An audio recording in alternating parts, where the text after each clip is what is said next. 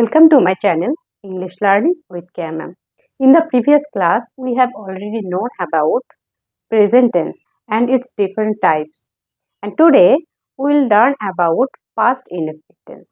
তো দেখো past indefinite tense জানতে গেলে সবার আগে আমাদেরকে যে বিষয়গুলো আমরা জানবো সেটা হচ্ছে কি এটার স্ট্রাকচার কিভাবে হয় এবং বাংলা বাক্যে আমরা কিভাবে চিনবো এটা পাস্ট ইনডেফিনিটে আছে এবং সেটা থেকে কিভাবে ট্রান্সলেট করতে পারবো এবং তুমি যদি চিনতে পারো এবং ট্রান্সলেট করতে পারো তো ইজিলি তুমি লিখতেও পারবে কিছু এবং অবশ্যই কিছু বলতেও পারবে ইংলিশে, তাই না?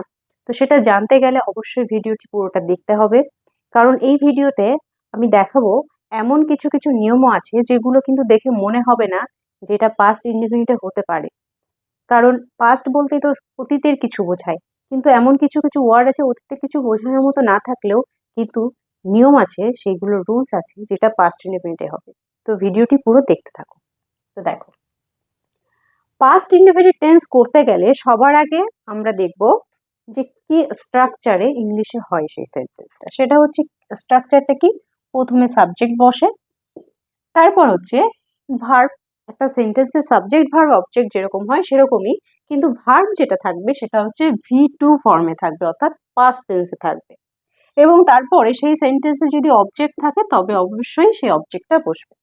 তো এটাই হচ্ছে স্ট্রাকচার। এটা হচ্ছে অ্যাফার্মেটিভ হলে, ঠিক আছে। এরপর নেগেটিভ হলে কি হয়, ইন্টারোগেটিভ হলে কি হয়, নেগেটিভ ইন্টারোগেটিভ হলে কি হয়, সেগুলো সব পরপর আসবো। তো দেখো প্রথমে দেখি কিভাবে আইডেন্টিফাই করব। সেটা হচ্ছে অতীতে কোনো কাজ ঘটেছিল, অর্থাৎ যেটা ঘটে গেছে। তো এরকম যখন ঘটে যাওয়া কোনো কাজ থাকবে তখন কিন্তু বাংলা বাক্যের শেষে কি থাকবে, ম আর ল কথাটা থাকবে। ম আর ল কথাটা মানে বোঝা গেল যে, যেমন আমি বাড়ি গিয়েছিলাম, দেখো ছিলাম ম, যেটা আমি ফার্স্ট পার্সন সেই জন্য ম আসলো। তারা বাড়ি গিয়েছিল, তুমি বাড়ি গিয়েছিলে, এই যে দেখো ল কথাটা আসছে, তাই না লাস্টে। তো আমি একটা সেন্টেন্স যদি করি তাহলে ভালোভাবে বুঝতে পারবে। দেখো আমি একটি বই কিনেছিলাম। দেখো কথাটা দ্বারা কিন্তু বোঝাই যাচ্ছে যে হয়ে গেছে কাজটা, আমার কেনা হয়ে গেছে অলরেডি। এবং লাস্টে দেখো কি বললাম, এই যে ম আর ল আছে, তাই না? তাহলে কি হবে, প্রথমে সাবজেক্ট তো আই বসলো, এবার কিনেছিলাম, তো কেনা হচ্ছে ভার্ব, তো কেনা ইংলিশ কি, বাই। তো বাইয়ের V2 ফর্মে বসাতে হবে, অর্থাৎ বাইয়ের V2 হচ্ছে বট হলো। এরপর হচ্ছে কি অবজেক্ট, কি কিনেছিলাম, এ বুক। তাহলে প্যাটার্নটা হচ্ছে এরকম, সাবজেক্ট, ভার্বের V2 এবং অবজেক্ট। এবং চিনবো কি করে, এই যে অতীতে কিছু করেছিলাম বা করেছিল, এই যে বোঝালে ম এবং ল থাকে। তো 2 নম্বর চেনার নিয়মটা দেখো, এটা ভীষণ ইম্পর্টেন্ট। সেটা হচ্ছে কি, অতীতে কোনো অভ্যাস, মানে কিছু করতাম, কিছু হতো, মানে এই যে একটা অভ্যাস, হ্যাবিচুয়াল কিছু একটা থাকবে। যেমন আমি রোজ খেলা করতাম, ছেলেরা রোজ সকালে হাঁটতো, এই যে দেখো ত এবং কি থাকছে, বাংলা বাক্যে সে ম থাকবে। সাপোজ আমি বললাম সে রোজ গাছে জল দিত। একটু খেয়াল করে দেখো, দিত অর্থাৎ এখন কিন্তু দেয় না, দিত বলেছে, এবং সেটা কেমন অতীত, সেটা হ্যাবিচুয়াল অতীত। এটা হচ্ছে সে লোকটার একটা অভ্যাস, সে গাছে জল দিত। তো এরকম যখন থাকে তখন এই সেন্টেন্সটাকে তুমি দু রকম ভাবে করতে পারো, ঠিক আছে। সেই 2 রকমটা একটু দেখি কি। একটা আমি করতে পারি, হি কি করতো, গাছে জল দিত, তাই না? এখানে ভার্বটা কি, জল দেওয়া। তো জল দেওয়ার ভার্বটা কিন্তু আমরা ওয়াটার করতে পারি, এটাকে ভার্ব ফর্মে করতে পারি। তাহলে ওয়াটার, কেন ওয়াটার্ড হবে, কারণ দেখো V2 বলেছে। কিসে জল দিত, গাছে, তাহলে ওয়াটার দা প্লান্টস। কখন দিত, রোজ দিত, রেগুলারলি। এই যে দেখো রেগুলারলি কথাটার দ্বারা বোঝাচ্ছে তার একটা অভ্যাস ছিল, রোজ দিত। এই অভ্যাসটা বোঝানোর জন্য আমি রেগুলারলি কথাটা ইউজ করলাম, অর্থাৎ এটা বোঝা গেল তো যে রেগুলারলি, অলওয়েজ, এই যে ওয়ার্ড গুলো যদি থাকে, যেমন কি অলওয়েজ, রেগুলারলি টাইপের ওয়ার্ড গুলো যদি থাকে তাহলে কি বোঝাবে? সবসময় সেটা হচ্ছে অতীতের অভ্যাস। ঠিক আছে, মানে সর্বদা করতো, রেগুলারলি করতো, এরকম একটা ব্যাপার। এটা ছাড়াও আর একটা ভাবে হয়, অতীতের অভ্যাস বোঝালে সবসময় একটা ওয়ার্ড ইউজ করবে, সেটা কি? হি ইউজ টু ব্যবহার করা যায়।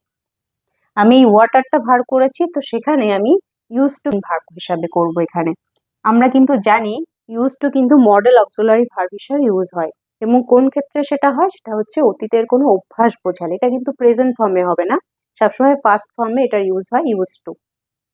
তারপরে কি, যেহেতু ইউজ টু করে দিয়েছি ফার্স্টে, তাই আর ওয়াটারকে কি করবো না, পাস্ট করবো না, তাহলে শুধু ওয়াটার লাগবো। কেন? তার আর একটাও কারণ আছে, সেটা হচ্ছে কি ইনফিনিটিভ টুটা আছে, তাই না? ইউজ টুর পরে তো টুটা আছে, তারপরে ভার্বটা সবসময় V1 ফর্মে হয়। দ্য প্লান্টস, এরপর কিন্তু আর রেগুলারলি লেখার প্রয়োজন নেই। কেন নেই? কারণ দেখো, রেগুলারলি না লেখার জন্য কিন্তু আমি ইউজ টু কথাটা এনেছি। এই ইউজ টু মানেই বোঝাচ্ছে এটা তার অভ্যাস, সে নিয়মিত কিছু করতো। তো এটা বোঝা গেল যে ইউজ টু কোন ক্ষেত্রে হবে? সেটা হচ্ছে অতীতের কোনো অভ্যাসের ক্ষেত্রে হবে।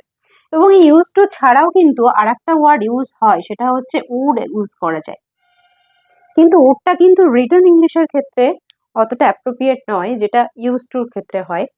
ইউজ টু তোমার হচ্ছে গ্রামাটিক্যাল রিটন ইংলিশের ক্ষেত্রে অ্যাপ্রোপ্রিয়েট, আর উড ইউজ হয় মেইনলি স্পোকেন ইংলিশের ক্ষেত্রে। তো মানেটা একই, অতীতের কোনো অভ্যাস, কিন্তু সেটা স্পোকেন ইংলিশে বেশি ভালো লাগে। এটা রিটার্ন ইংলিশে যায় না, রিটার্ন ইংলিশে ইউজ টু মোস্ট অ্যাপ্রোপ্রিয়েট। তাহলে এটা বোঝা গেল। এই দুটো নিয়ম ছাড়াও কিন্তু আরো নিয়ম আছে, সেগুলো তোমরা দেখতে থাকো এবং নোট ডাউন করতে থাকো। তো এরপর দেখো, ইউজ টু টেল স্টোরিজ, মানে দেখবে আমরা ছোটবেলায় যে সমস্ত স্টোরি গুলো লিখতাম বা নিউজ পেপার রিপোর্ট এই টাইপের কিছু লিখতাম, সবসময় কিন্তু পাস্ট টেন্স ইউজ হয়। যেমন বলি না, একদা, কোনো এক সময়, যেমন এই ধরনের সেন্টেন্স গুলো দেখো। কোনো গল্প শুরু করার আগে আমরা লিখি না অনস, upon, a time, there, lived, এ ধরো লাইফ বলে শুরু করি, তাই না? এরকম কোনো গল্প শুরু করি, যে কোনো গল্প, once upon a time, there lived a king বা লায়ন, এরকম যে কোনো গল্প যখন শুরু হবে, কিছু বলা হবে গল্প বা এরকম নিউজ পেপার রিপোর্ট গুলো, সবসময় সেগুলো কি টেন্সে হয়? সবসময় কিন্তু পাস্ট ইনডেফিনিট টেন্সে ইউজ হয়। এটাও একটা নিয়ম। আবার দেখো 4 নম্বর, অতীতের নির্দিষ্ট অর্থাৎ স্পেসিফিক কোনো সময় বোঝাতে, যেমন গতকাল আমি বাড়ি গিয়েছিলাম, কিছুক্ষণ আগে, এই যে অ্যাগো, সে কাজটি করেছিল। যখন কোনো সেন্টেন্সে দেখবে ইয়েস্টারডে কি আছে, স্পেসিফিক সময় বলতে কি কি বোঝাচ্ছে? মনে করো ইয়েস্টারডে, এটা কিন্তু স্পেসিফিক, বুঝিয়ে দিচ্ছে যে গতকাল। বা বললো অ্যাগো, আগে, ঠিক আছে, কিছু আগে, কিছু সময় আগে।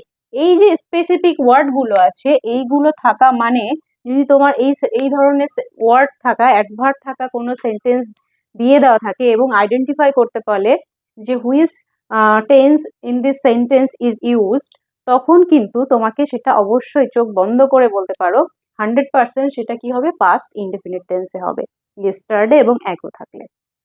এরপর চলে আসো মোস্ট ইম্পর্টেন্ট, যেটা আমি বললাম, যেটা দেখে কখনো মনেই হতে পারে না যে এটা পাস্ট ইনডেফিনিট টেন্সে আছে, কিন্তু এই ক্ষেত্রে পাস্ট ইনডেফিনিট টেন্সে ইউজ হয়।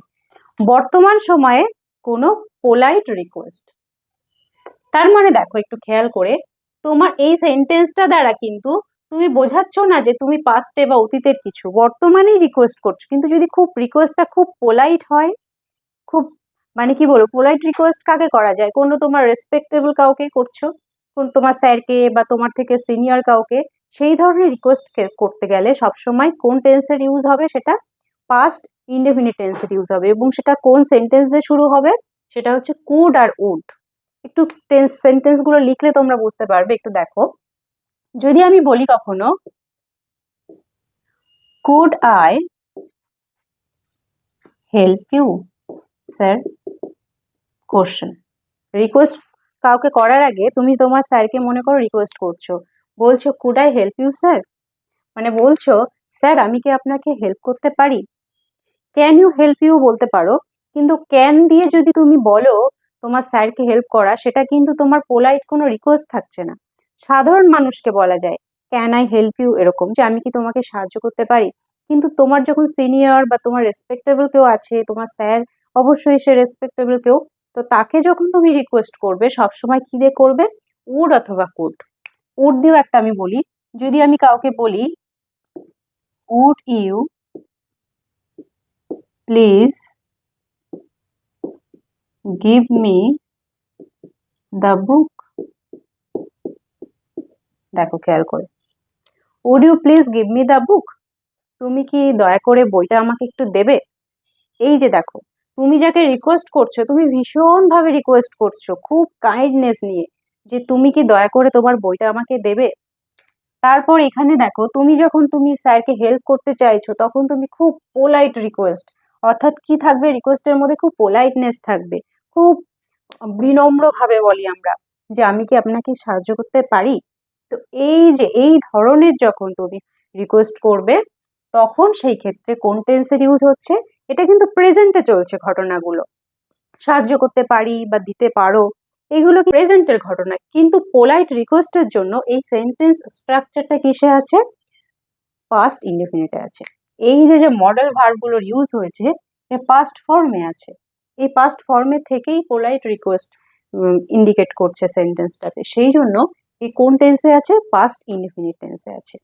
তাহলে এই টোটাল পাঁচটা নিয়ম কিন্তু পাস্ট ইনডেফিনিট টেন্সের ক্ষেত্রে ভীষণ ইম্পর্টেন্ট। বিশেষ করে দেখো, যেটা আমি বলছিলাম বারবার, যে দেখে মনে হবে না যেটা পাস্ট ইনডেফিনিট টেন্সে আছে, কিন্তু যদি টেন্স আইডেন্টিফিকেশন করতে দেয় যেটা কোন টেন্সে আছে, তাহলে কিন্তু অনেকেই যারা এই নিয়মটা জানে না অবশ্যই ভুল করবে এটা, যে কুড আর উড দিয়ে পোলাইট রিকোয়েস্ট বোঝালে সেটা কিন্তু পাস্ট ইনডেফিনিট টেন্সে ইউজ হয়েছে, ঠিক আছে। তো প্রত্যেকটা সেন্টেন্সের টেন্সেরই আমি বলেছি যে 4টে করে প্যাটার্ন হয়, কি কি, অ্যাফার্মেটিভ, নেগেটিভ, ইন্টারোগেটিভ এবং নেগেটিভ ইন্টারোগেটিভ। তো আমি সেটারই একটু ইউজ দেখাচ্ছি। দেখো, ধরো আমি বললাম হি ভিজিটেড দিল্লি, সে দিল্লি দেখতে গেছিল, তাই না, দিল্লিতে কোনো মানে কোনো জায়গা দেখতে গেছিল, ঘুরতে গেছিল। তো এটা আছে কোন টেন্সে, পাস্ট ইনডেফিনিট টেন্সে। কারণ কি, কারণ এখানে সাবজেক্ট এবং ভার্ব কি আছে, ভি2 তে আছে।